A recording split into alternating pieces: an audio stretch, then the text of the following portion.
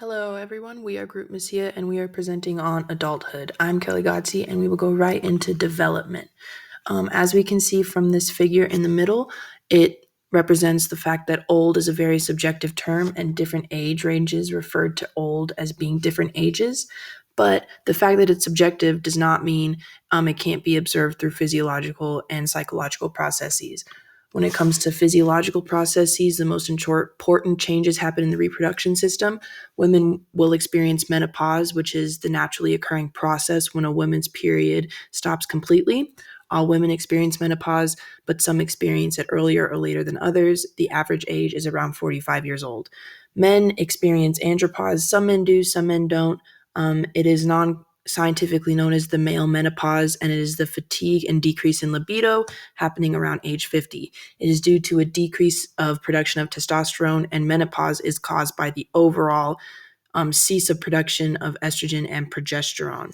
But this raises the important question for adults whether they will parent children. And you can answer that by looking at habits you develop as an adult. Important habits you'll come across are exercise and drugs. You'll be faced with a lot of decisions when it comes to that. As this figure says here, opioid deaths dramatically increase in the US between ages 24 and 54. You will also be faced with the choices of having alcohol and the overall medication you'll use as an adult. This is a reference we use for development, and now we will go over to Giovanna, who is presenting theories. We will explore two theories of adult development and compare and contrast them. These two are George Vallon's adult task theory and Daniel Levinson's seasons of life theory. So theory number one is George Vallon's adult task theory. In this theory, he identifies 6 adult tasks that must be done successfully so that a person matures into adulthood. One is developing an identity. What this means is an adolescent must establish an identity that allows a separation from parents. Within the task, one decides one's passions, values, beliefs, and ethical reasoning. Number 2 is development of intimacy. A person has a reciprocal relationship with another person, allowing another person into one's life and sharing it with them. Number 3 is career consolidation. A person finds a career that has value to themselves and society. Number 4 is generativity, the act of being unselfish and giving towards others. Number 5 is passing on traditions to the next generation. And number 6 is achieving integrity, which means achieving sense of peace within oneself. Here are some pictures that depicts people maturing as an adult. The first image represents someone puzzling their identity together, and others finding peace within themselves and finding a partner. The second theory is Daniel Levinson's season of life theory. Levinson developed a theory of adult development, the season of life theory that identifies stages in growth that happen into adult years. The first one is early adult transition, which happens between 17 and 22. A person is leaving adolescence and then has to make adult life choices. For example, going to college, entering the workforce, making or building relationships, or leaving home, which many of us students are going through this phase, I believe. The second is a person getting more serious about their occupations, friendships, and those around them, and their lifestyle comes into play, which is entering the adult world. Number 3 is age 30 transitions. There is more severe lifestyle changes, such as marriage, having children, which impacts how a person continues to develop and how they handle it. Number 4 is settling down, beginning to establish a strong foundation with a routine, progressing towards one's goals and future. They also face with more important responsibilities during this phase. Number 5 is midlife transition. People begin to evaluate their life. People tend to make drastic changes such as divorce or changing their career paths. They also want to leave behind a legacy in this stage. Number 6 is entering middle adulthood. Their choices will greatly impact their future from this point on, and retirement comes into play. They begin doing new tasks. Number 7 is late adulthood. People reflect on their life and what they will leave behind, going back to the legacy, and they think about the decisions they've made. And here's a few pictures showing retirement, people entering adulthood, and having responsibilities such as a kid, and an older man reflecting back on his life.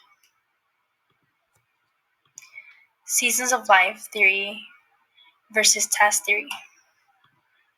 Some similarities that these two theories have is they happen within adult years, more specifically the first few years of adult transition, and they describe major life changes such as marriage, children, divorce, and job stability. These are important to a person's development and challenges them. The age group varies from 17 to 60 years old. The differences that these two have is seasons of life theory identify stages and growth into adult years. For seasons of life theory, there's 2 periods within each stage, which is a stable period and transitional period. And what the first one is in which a person makes crucial choices in life, and the second in which one stage ends and another begins. Task theory identifies 6 tasks in order for someone to mature into adulthood, and explains how adults become mature. So the first theory explains more in depth about young adulthood to older adulthood, whereas the other theory identifies someone maturing into adulthood. Let's take an example.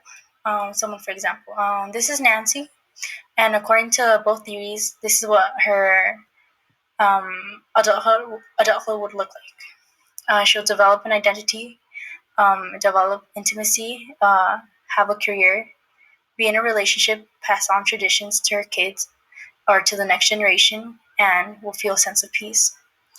Nancy will most likely enter the workforce between these 17 and 22. She has a few close friends, works in an office, and has a healthy lifestyle, ages 22 to 28.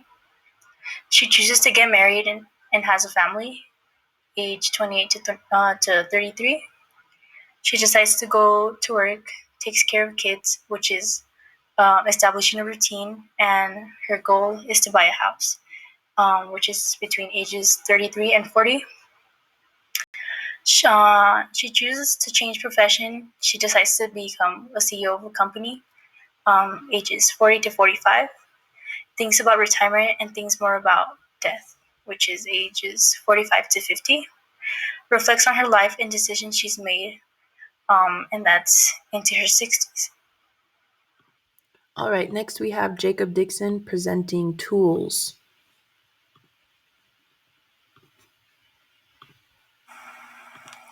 I'm going to be talking about how we can determine our development through self-reporting and by identifying further developmental status through professional help. Lastly, I will speak about the evaluation of an individual and their developmental status. For starters, self-report. When assessing your developmental status, it is needed to evaluate statistical findings towards your psychosocial and cognitive aging. Psychosocial development. According to Erickson, there are 2 aspects of psychosocial development that appear to be quite evident in adulthood that can be helpful in determining your psychosocial development through self-reporting. Intimacy. Connecting to others plays a very important role in our lives. Having relationships with a partner, family, or friends alleviates stress of loneliness and opens ourselves to new experiences. Generativity. We must think about how we can leave our mark on the world for the future generations to come, and how we can achieve not only success for ourselves, but for others.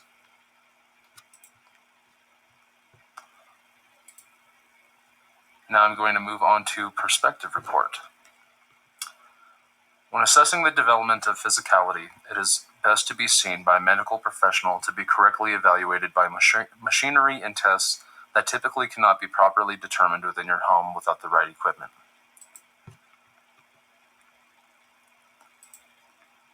And lastly, I'm going to be speaking about the individual evaluation. Through the evaluation of a 55-year-old named Tracy, we assessed her developmental status through the use of self-report from the individual and what could be expected from the evaluation.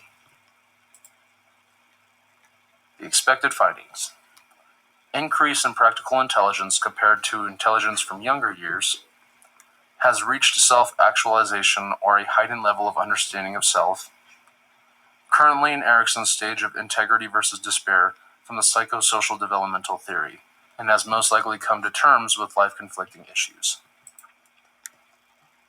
The actual findings: there's an increase of practical intelligence from teenage years. She has a better understanding of self, but has not fully reached self-actualization. She is currently in the stage of integrity versus despair, and another stage of Erikson's psychosocial development known as intimacy versus despair. Thank you. All right, next we have Giovanna presenting references to healthcare. All right, now to the healthcare aspects of adulthood. So, the healthcare application is individuals who increase their risk of biosocial, psychological, and cognitive. So, to start out with, biosocial. Biosocial. Adulthood has an impact on your biosocial aspects because with aging, the body slows down, making social activities and human biology change as well. The effects with biosocial are blood pressure increases, breathing levels change the homeostatic, your brain slows neurons and brain processing, appearance, shape, agility, skin, and hair change. Senses, vision and hearing can come impaired or slow down. Sexual reproduction systems slows the responses and the reproduction levels. Exercise is very required through adulthood because it reduces your blood pressure, strengthens your heart and lungs, and has many health benefits for living a healthy life. Habits can change to good or bad because you've lived throughout your life and you've experienced good or bad things. So, now to the next aspect. Psychological. Adulthood has an impact on psychological as such things that are required to one's personality. Compared to a newborn adult that are changing at every instinct on many of their influences in life, this could mean an increase in adults seen in a place of psychological or mental care. These effects are cultural, marriage, family, social lives, and emotions. Now finally, to cognitive development. Adulthood has a very distinct change on cognitive development because of many things that happen in one single day that changes the intelligence of the mind in the lifespan of an adulthood. These effects are experience, flexible, strategic, intuitive, automatic, expertise. This could also result in an increase of adults seen at mental degenerations, such as early onset on Alzheimer's. It could also result in a higher participation in schooling systems, all around mental well-being activities and improving your health for a long run. So throughout adulthood, there's many things that can change with your body. So by taking cautious and understanding the adulthood phase could help you live a better life. Thank you. Alrighty, that was our presentation. We are Group Messia. Thank you for listening.